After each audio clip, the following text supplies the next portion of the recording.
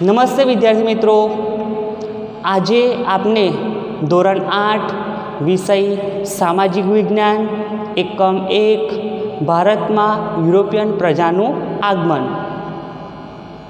આપણે આ એકમ વિશે પહેલાં પણ ચર્ચા કરી છે। તો આજે આપણે નવા મુદ્દાઓ વિશે અભ્યાસ કરતાં પહેલાં થોડું અગાઉનું યાદ કરી લઈએ।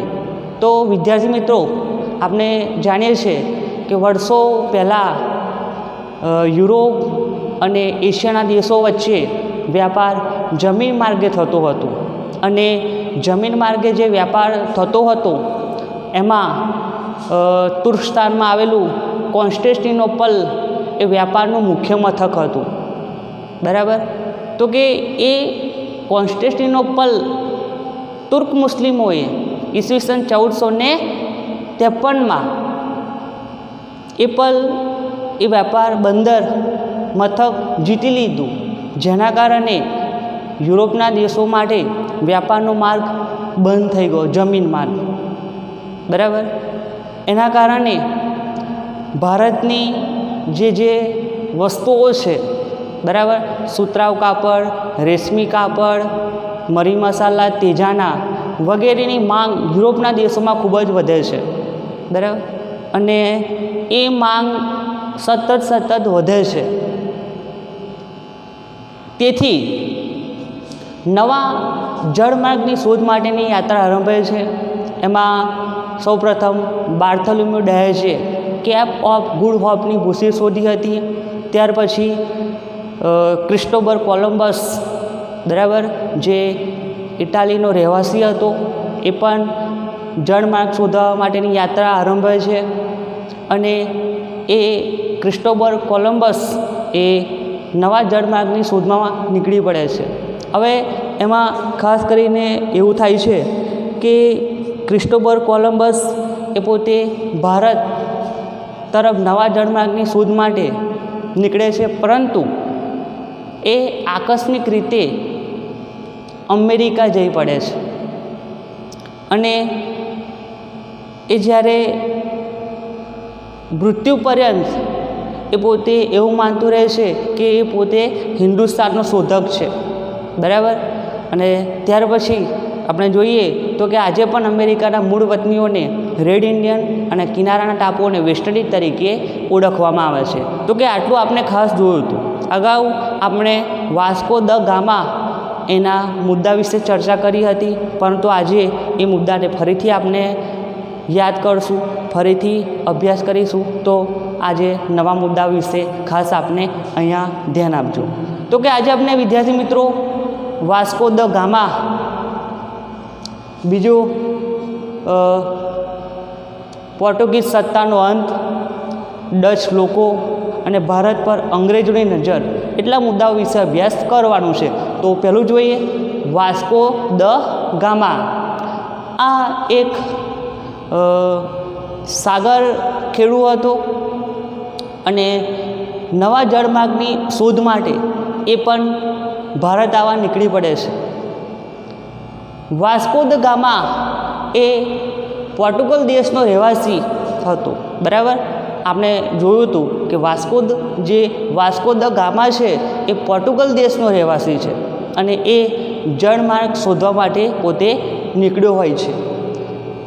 તેનું જહાજ પોર્ટુગલના લિસ્બન બંદરેથી આફ્રિકાની દક્ષિણે કેપ ઓફ ગુડ હોપનું ચક્કર લગાવી આફ્રિકાની પૂર્વ કિનારે મલિંદી પહોંચી હિન્દ મહાસાગરમાં આગળ વધે છે, બરાબર। વિદ્યાર્થી મિત્રો, ખાસ યાદ રાખજો કે વાસ્કો દ ગામાનું જહાજ ક્યાંથી ક્યાં પસાર થયું? તો પહેલું કે પોતે પોર્ટુગલના લિસ્બન બંદરેથી પોતાનું જહાજ લઈને ઉપડે છે અને આફ્રિકાની દક્ષિણે કેપ ઓફ ગુડ હોપનું ચક્કર લગાવીને આફ્રિકાની પૂર્વ કિનારે મલિંદી પહોંચીને હિન્દ મહાસાગરમાં આગળ વધે છે।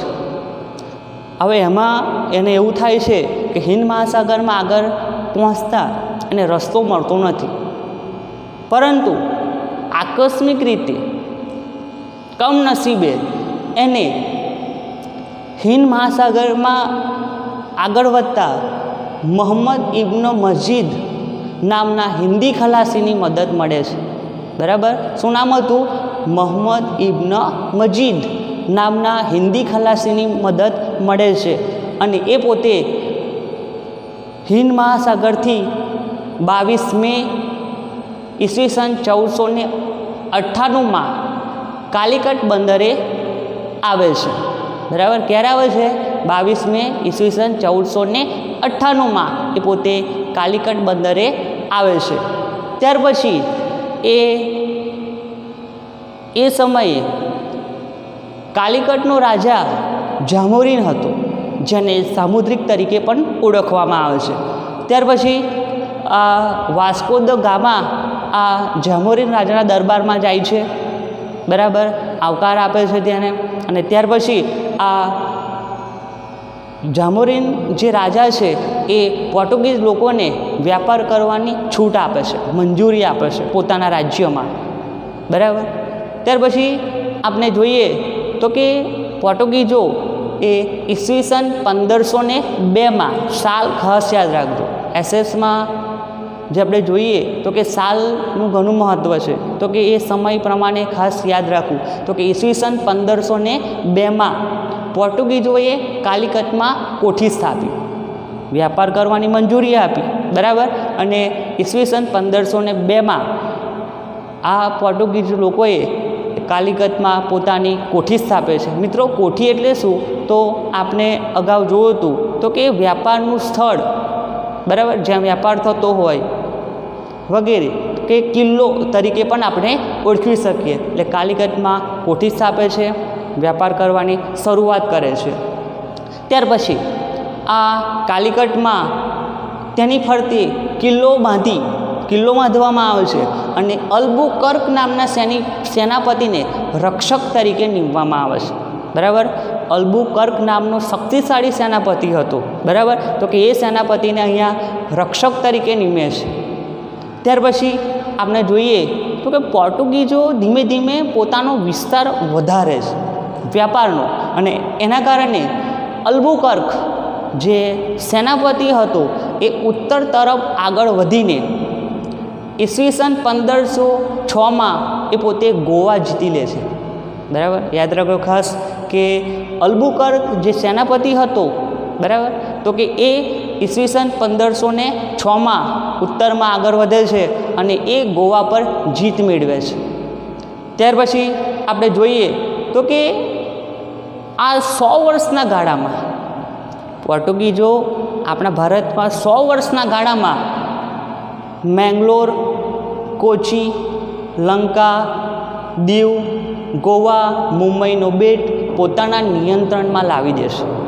આ ખાસ પૂછાય છે, યાદ રાખજો કે પોર્ટુગીઝો કયા કયા સ્થળો પર પોતાનું નિયંત્રણ સત્તા સ્થાપે છે.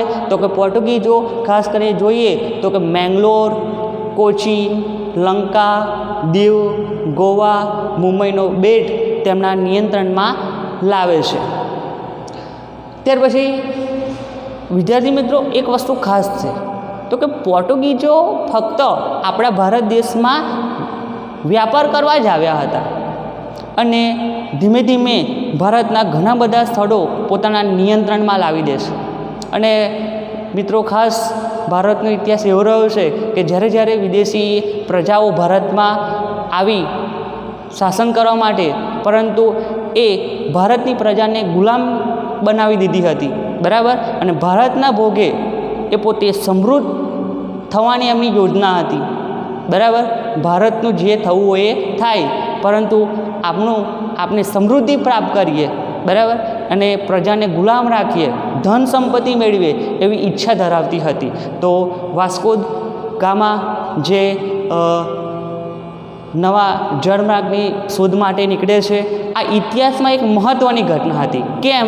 કારણ કે યુરોપવાસીઓ માટે, યુરોપના લોકો માટે, વેપારીઓ માટે ભારત સાથે, એશિયાના દેશો સાથે વ્યાપાર કરવાની હવે એમને એક તક મળી ગઈ હતી. એટલે એમના માટે એક મહત્ત્વનો આ સમય હતો. અને આમ વાસ્કો દ ગામા એ નવા જળમાર્ગની શોધ માટે ખાસ એની યાત્રા સફળ નીવડે છે. હવે આગળ આપણે નવો મુદ્દો જોઈએ.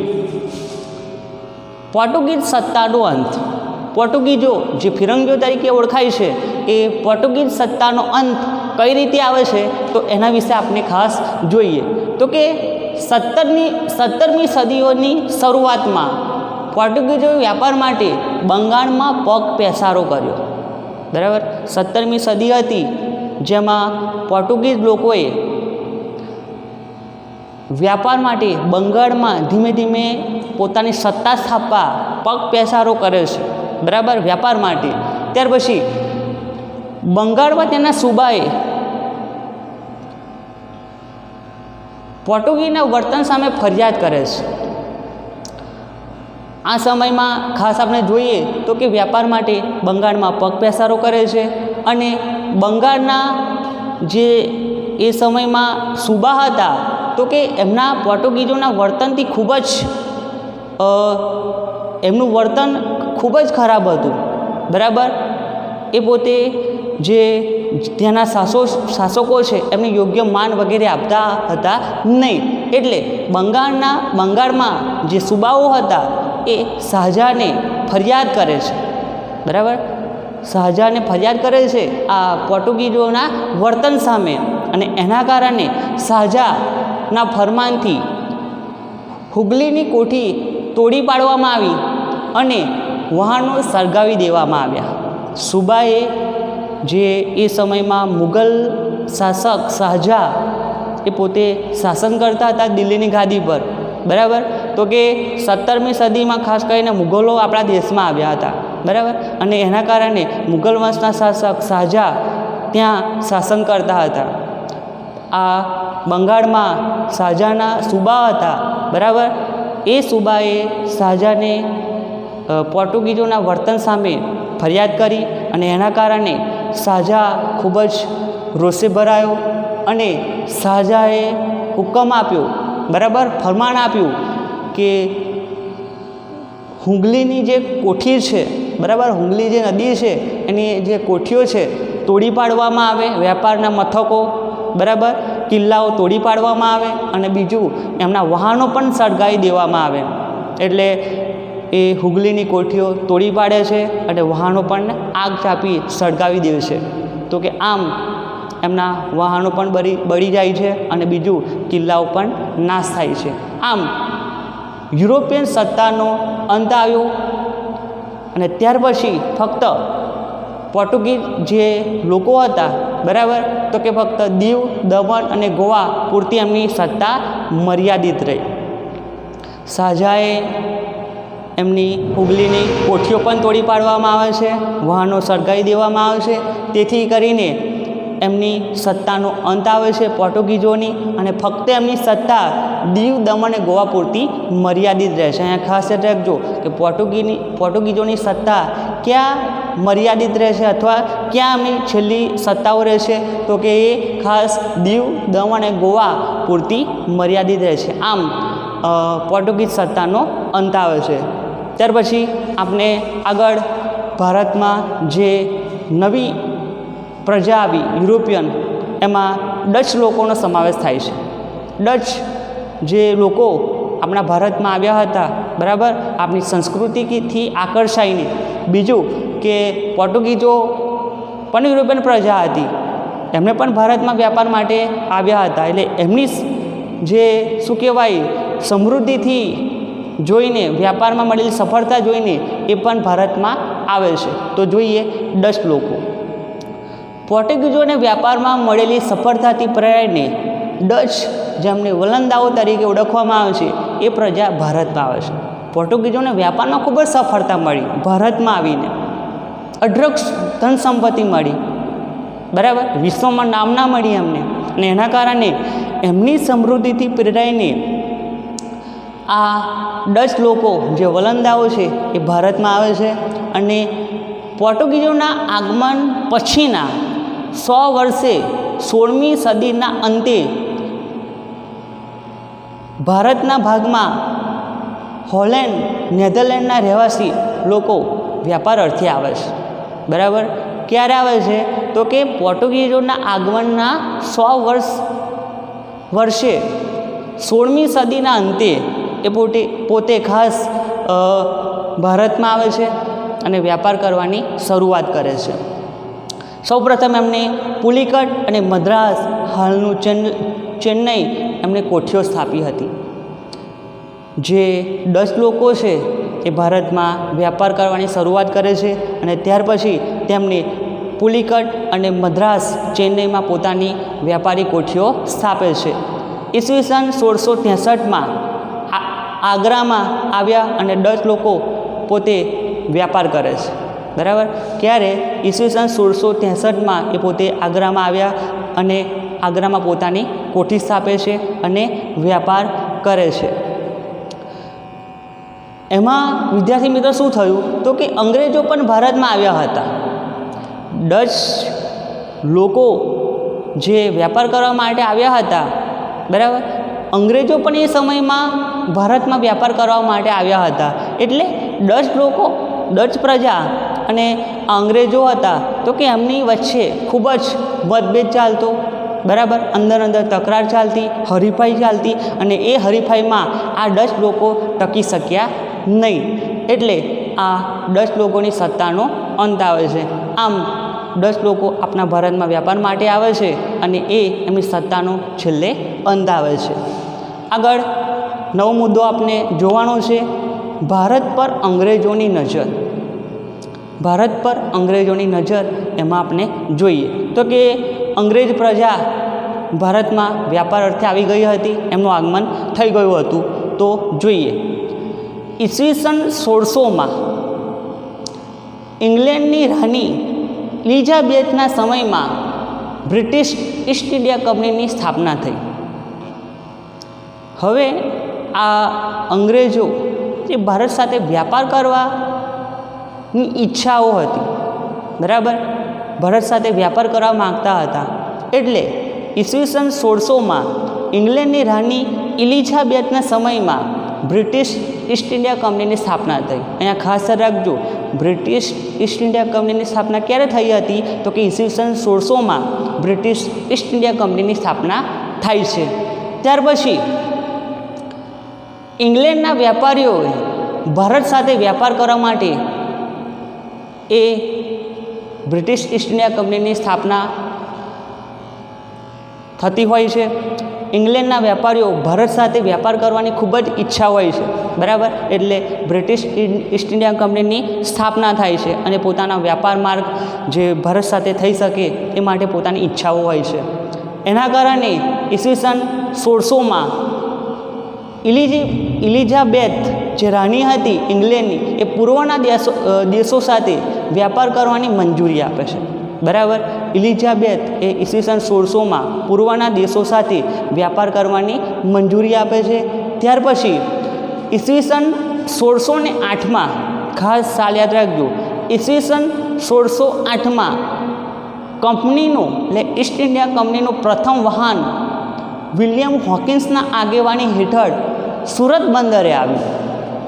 જો ખાસ અહીંયા ધ્યાન કે ઈસ્ટ ઇન્ડિયા કંપનીનું પ્રથમ વાહન ઈસવીસન 1608માં વિલિયમ હોકિન્સની આગેવાની હેઠળ સુરત બંદરે આવે છે.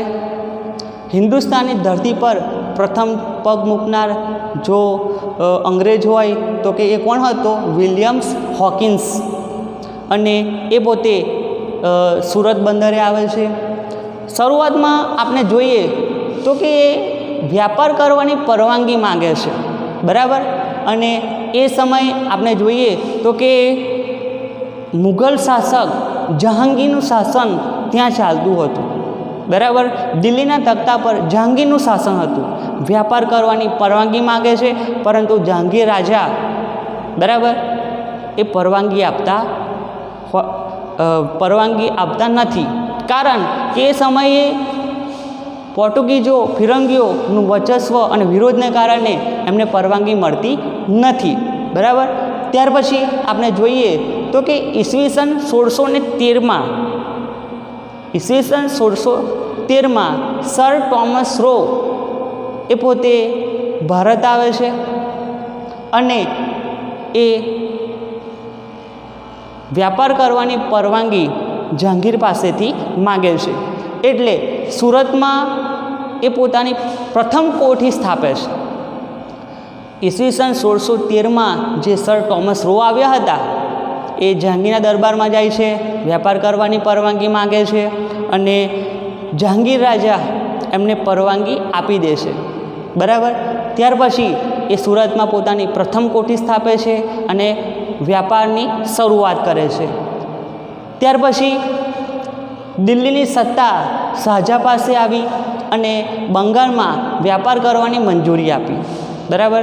મુગલ શાસક શાહજહાં આવે છે અને એ પોતે બંગાળમાં અંગ્રેજોને વ્યાપાર કરવાની છૂટ આપે છે. આમ અંગ્રેજ પ્રજા ભારતમાં આવી અને વ્યાપારની શરૂઆત કરી હતી. આ બે વસ્તુ ખાસ રાખજો મિત્રો કે ઈસવીસન 1608માં વિલિયમ્સ હોકિન્સ ભારતમાં આવ્યો હતો અને ત્યાર પછી ઈસવીસન 1613માં સર ટોમસ રો ભારતમાં આવ્યો હતો.